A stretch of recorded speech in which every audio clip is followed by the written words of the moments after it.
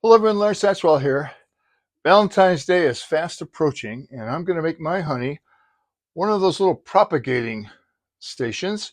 I want it to fit on our windowsill so that when she's washing dishes, and she does wash the dishes, I don't. We are a very 50s family.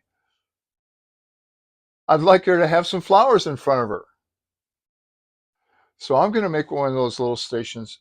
I recently got these test tubes like things from Craft Supplies. They were $1.42 each. They come in a set of five, so it was $7 for five of them.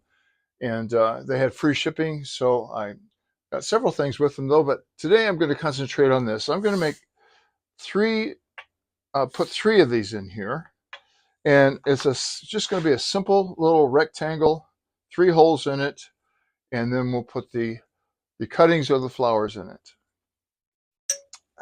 So I've been playing around. I have a piece of walnut, and I have no end to scrap wood. And if you don't have a source of scrap wood, they do sell small wood like this at Home Depot and Lowe's. And in fact, you can even use their miter station there. There's always a saw there, and you can cut these to length at the store if you don't own a saw. But it is going to require a drill and some kind of a saw or way to cut this wood. This wood, and it's just a scrap, I didn't even measure it. I think it's about 3 feet long, maybe.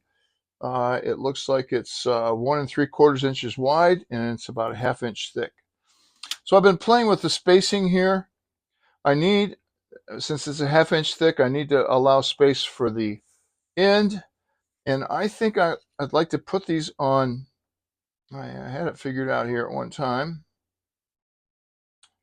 2.5 inch centers. Yeah, I like that. 2.5 inch centers. And I'll need a 1 inch hole. So you can use a spade bit. I'm going to use a Forstner bit. So it doesn't have to be very big. I think the overall length is going to be about 10 inches. I think this is the better end. This one's got a little bark inclusion down there. This is scrap walnut. So I've measured this to be a 1/2 inch thick.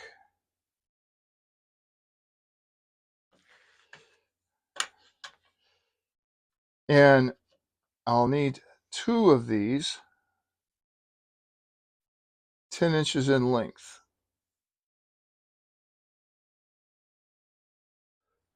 So now that I have these cut, I can actually put these on the ends there to make sure it's a little more accurate. And it looks like it is. So I've got my 1.5 inches and then 2.5 inches. This is a 1 3/4 inches wide, or what was that? Yeah, 1 3/4 inches wide. So now I can mark where my holes go. And I like to mark it on one side and then on the other. And if it's not exactly in the center, it gives you a little window. And it's a lot easier with this white pencil to see what I'm doing. Now, to help me get the Forstner bit started, I'm going to punch a little hole here. They make a specialized tool for this, but I've always gotten by with my awl. I actually found this awl in a parking lot at one of the big box stores back in the 80s. All right, let's drill some holes.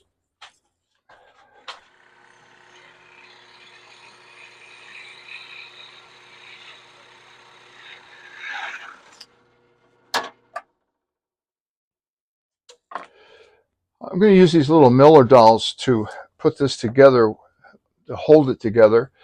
But I'm going to also use this CA glue because I can keep moving on this project. So the next step is to simply glue this onto that end as accurately as possible. And this is medium thick, and this is from Grayson Hobby. Down the road here, it's Instacure. There are lots of different brands. I see that Flex Seal has just come off with one. This is medium, and this is the accelerator. So as soon as these two come together, it is stuck, and it's actually stuck really good. So you need to be as accurate as possible. It just takes a little bit.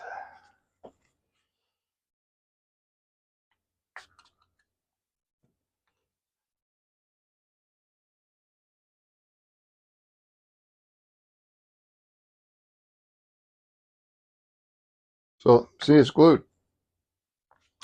So I'll do the same thing up here.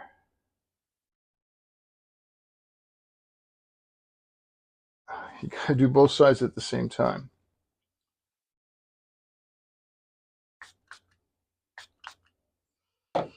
And you don't need accelerator, and maybe it would have been a good idea not to use it.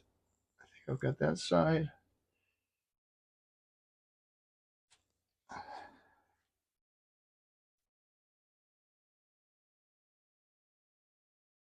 And that's basically it. It's going to look just like that. I like that. Maybe I should have put some little indentations down here. But I really don't think it's necessary. I'm going to come in 1/4 of an inch, center it. That's where I'm going to start to drill.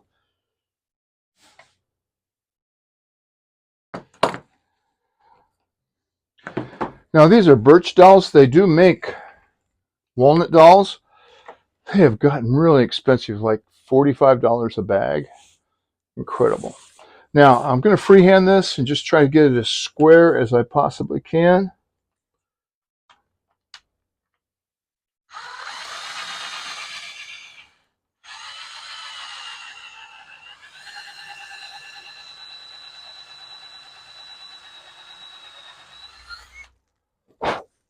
And you could just as easily use any kind of screws or even nails with this. Small brad nails that you can hide with some wood putty would be just fine. Brass screws would make a very good accent. If you've watched any of my other videos, you know that these Miller dowels are my go-to. I really like using them. They're just like wooden nails.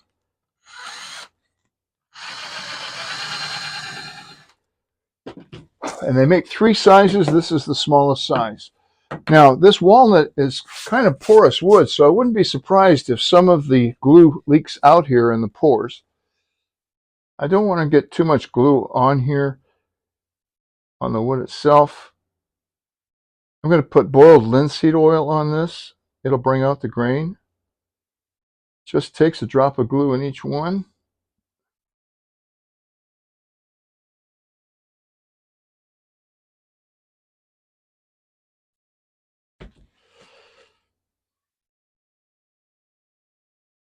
I like to stir it around in there.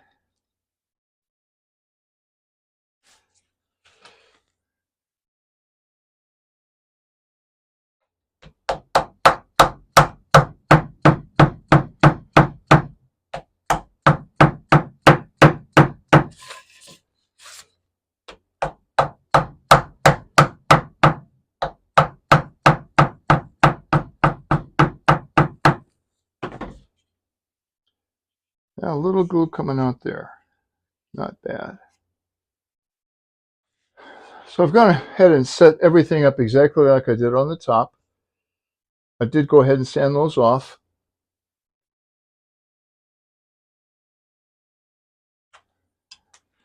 But on the bottom here, I'm going to do it a little bit different. I'm going to let these dowels act as the feet. So what I have a little paint stick here that I drilled a little hole in. So I'll put the paint stick over the dowel, and then I'll drive it up flush to the paint stick.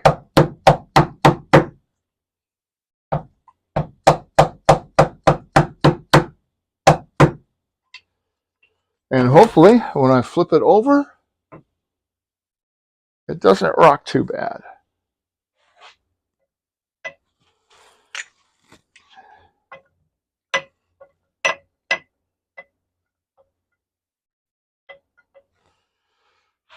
I like that. Just have to figure out something to put in it. Well, here it is in its finished product, doing exactly what it was designed to do. But this isn't the only thing you can do with it. Here's another example. Have these fresh chives in here. Nothing like fresh chives on a baked potato, but you could also put rosemary, sage, whatever you have. You can clip it out of the garden, save yourself several trips. Ready for any gourmet meal. This lighting's kind of bad. Some fresh cut carnations.